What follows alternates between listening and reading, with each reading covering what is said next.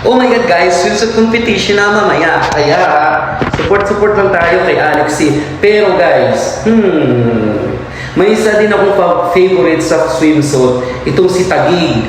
Kita nyo naman, pag tinagtabi sila ni Miss Alexie, talagang pabunggaan sila, kabugera din talaga to si Taguig. Pero, palaban din tong atin. Kaya kung sino man sa kanilang dalawa ang bonggang-bongga mamaya, approve ako dyan. Tingnan nyo naman kasi si Taguig, tingnan nyo. Diyos ko, napaka-sexy din. Pero, hindi din talaga pahuhuli yung ating Alexie. Kaya mamaya guys, tutok tayo at i-share mga video ni Alexie para naman bumongga tayo. O, kita niyo yung mga picture, pabunggahan sila, di ba? Ang ganda-ganda din talaga ni Miss Taguig.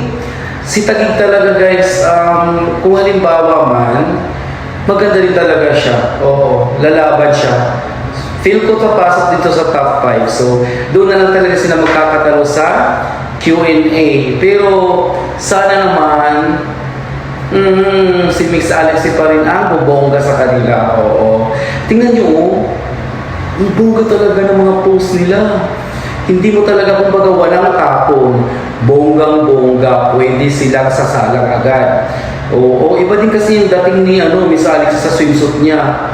Pierce kung pierce, poise kung poise, ganun kung ganun. Si Miss Taguig din, hindi pa bumungga. Sa lahat ng swimsuit na nag-photoshoots at nag-post sa mga page ng pageantry, itong dalawa lang talaga yung para sa akin na ang bubongga. Kaya pinagtabi ko sila or sino, kahit sino sa kanilang dalawa, bongga. Kaya guys, support tayo mamaya.